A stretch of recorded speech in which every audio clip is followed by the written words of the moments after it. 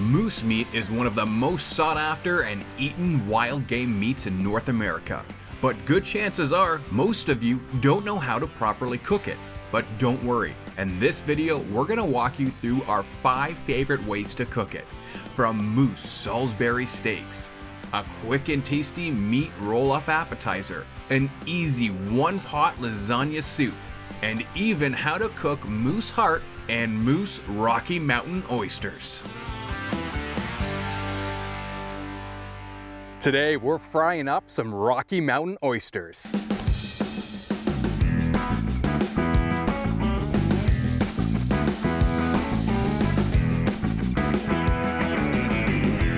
Whether you're an adventurous eater or maybe you lost a bet, moose balls, also known as Rocky Mountain oysters, are shockingly delicious.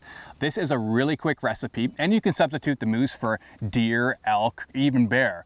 Today we're actually going to be cooking with 3 moose testicles and 2 deer testicles. This is also a great dish to cook up in hunt camp as a tasty app. First off, you're going to need a small sharp knife. Make sure to touch it up before you begin. A diamond sharpener like this makes quick work on our knives. When it comes to testicles, the meat is actually housed within a couple different pouches, 3 in all if you include the hide of the animal.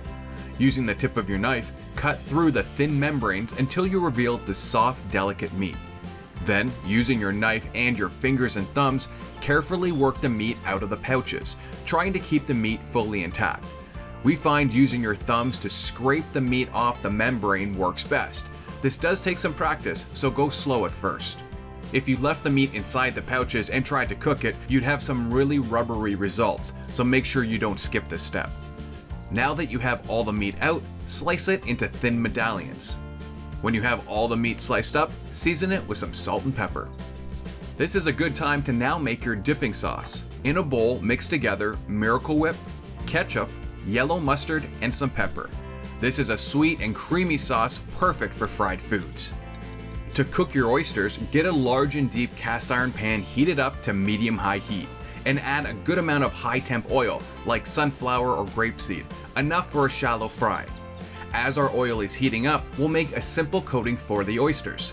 All you need to do is add some of your favorite seasoning to a bowl of flour. Today we're using a Cajun spice blend. Now place your oysters in a bowl of milk.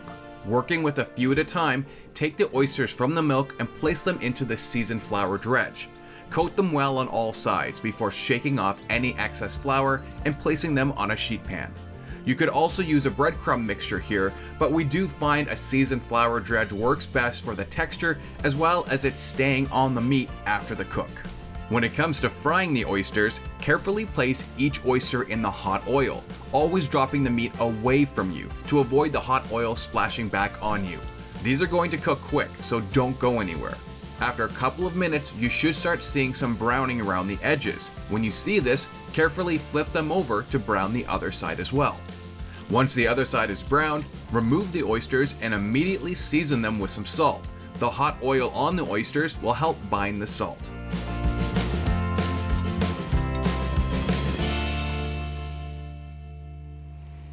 And that is it. Fried Rocky Mountain oysters. Now for the moment of truth. I'm telling you, all jokes aside, that is such a good dish. We really hope you enjoyed watching the video, and we hope that you give this recipe a try at home or in the field. I gotta have another.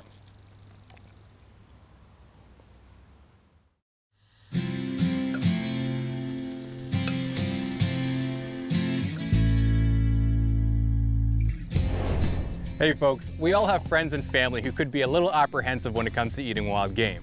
Serving a wild game appetizer is one trick we like to use to help introduce those people to game. Today, we're gonna show you a fail-proof recipe that everyone is gonna love, plus it's keto friendly. Today, we're using a moose loin. You could also use a deer, bear, caribou, or even a goose breast. After you clean up your loin, or backstrap as it's often called in the hunting community, make thin slices with a sharp knife. You're looking for slices of meat that are roughly 3 to 4 inches long. If you're working with a smaller loin like we are, then you can simply slice thicker pieces, and using a meat mallet, pound the meat out to the proper thickness and width. Now grab your red onion, pepper, and zucchini and slice them up. To make the garlic butter, get a small sauce pot over low heat and melt your butter.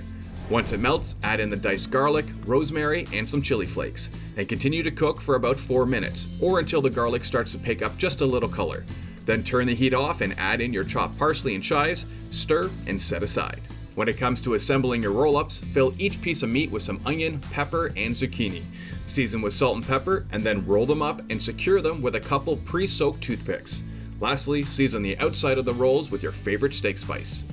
Once all your rolls are made, get your grill or cast iron pan warmed up to medium-high heat. Throw the meat on the grill and baste with the pre-made garlic butter. We're just looking for some good char marks. This should only take about 4 minutes or so on each side. As you cook, continue to baste the appetizers with your garlic butter.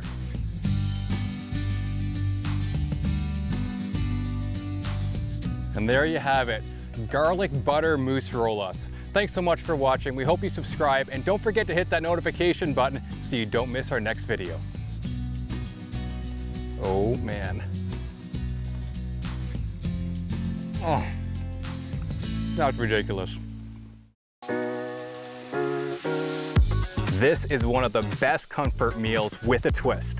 We're making Salisbury steak smothered in a rich mushroom gravy, but we're gonna be using wild game today. You can use anything from venison, moose, elk, or even bear for this recipe. Let's get to it.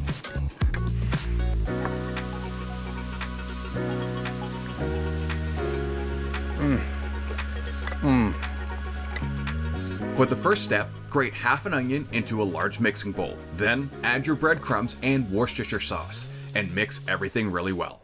It's best to soak the breadcrumbs for a few minutes so they add moisture to the meat rather than drying them out. Now add your ground wild game and Italian sausage to the bowl, along with 1 egg, garlic powder, beef base, Dijon mustard, ketchup, salt, and pepper. Mix until everything is well combined, but try not to overmix here or the patties can become tough. We're using ground moose for our wild game meat today, but venison, elk, or even bear will also work great in this recipe. The Italian sausage is optional, but it does add the extra fat needed to keep the meat nice and juicy. It's now time to make the thick steak patties. First, form the meat into a ball, then pat them down to about 1.5 inches thick. You should be able to make 6 large patties for this recipe. Moving over to the stove and cooking in batches, heat up a large and deep cast iron pan to medium-high heat and add some high-temp oil. Once to heat, add your steaks. Cook for 1 to 2 minutes or until the meat is nicely browned. Flip and quickly brown on the other side as well. We're not looking to fully cook the steaks here. We'll finish the cook during the simmering stage later. When the second side is brown, remove the steaks and set aside. Turn the heat down to medium and add some more oil if needed. Then add half a chopped onion, season with salt and pepper, and cook for about 2 to 4 minutes, just until the onion starts to become translucent. Now add your sliced mushrooms and cook for a few more minutes. You're looking to get some nice browning on the mushrooms here. Then add the minced garlic and cook for 1 more minute, just until it becomes fragrant. Now add a big knob of butter, a little more salt and pepper, and stir everything up. Once the butter is fully melted, add the flour and stir again to evenly coat everything. Cook for 1 more minute to properly cook the flour. It's time to slowly add your beef broth to the pan. Add a little and stir as you go until all the beef stock is fully added and there are no more lumps of flour in your sauce. Once everything is nicely simmering, nestle your brown steaks into the sauce, along with any resting juices, and continue simmering for 6 to 8 minutes, stirring around the steaks occasionally and flipping the steaks halfway through. You're done when the gravy is thickened and the burgers are cooked through. Serve with some fresh parsley, a side of mashed potatoes and green beans, and make sure you smother the steak in that rich mushroom and onion gravy. And that's how we like to make our wild game Salisbury steak. Thanks very much for watching. We hope you give this recipe a try with your own wild game at home or in the field.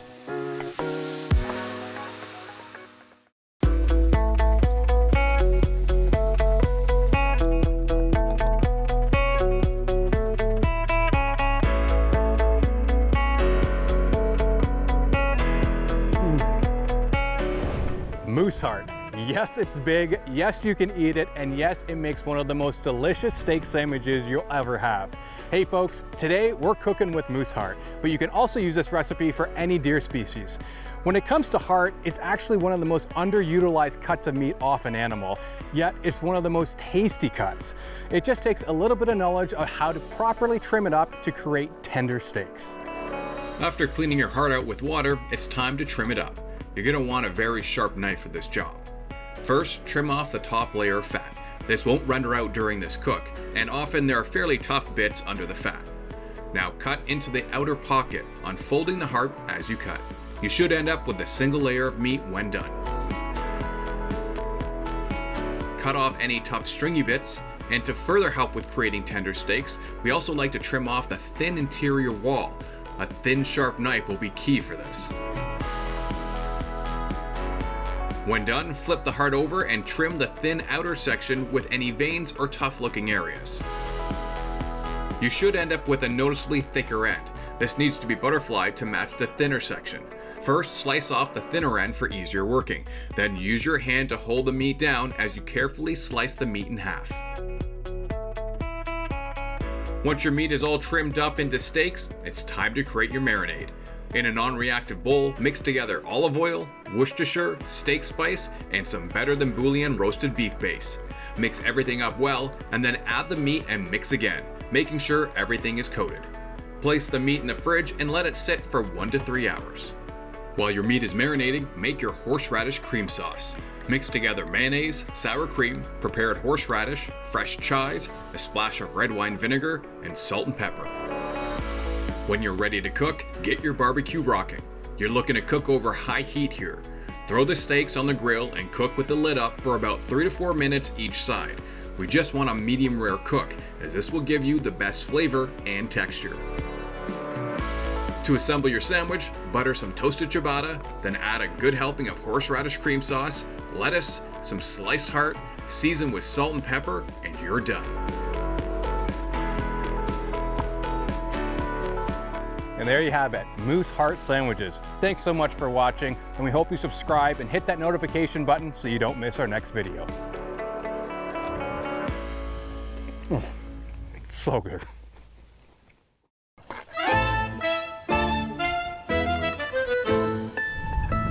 This is one of our favorite one-pot meals, wild game lasagna soup. Perfect to warm you up at home or especially in hunt camp. Let's get to it.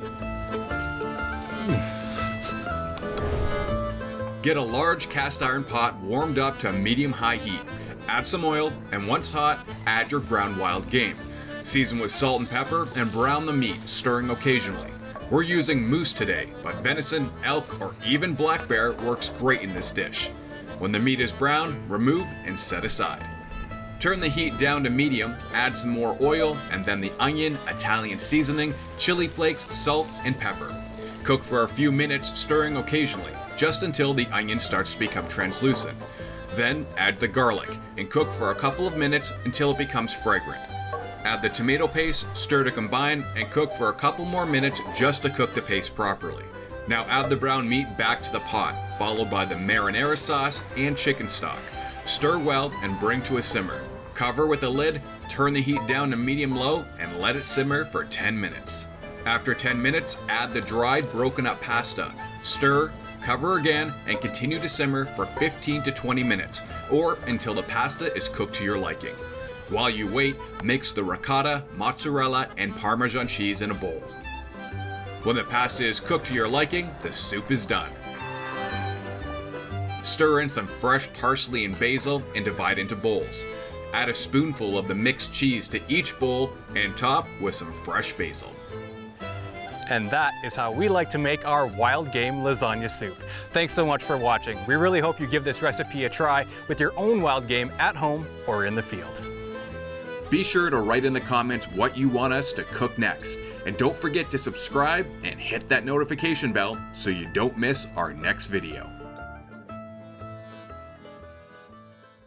Hey guys, thanks for watching. Hope you enjoyed this video. If you did, give us a like and don't forget to subscribe to our page so you don't miss out on upcoming videos. Also comment below with what you'd like to see next, and don't forget to follow us on social media so you get to see all of our adventures across Canada.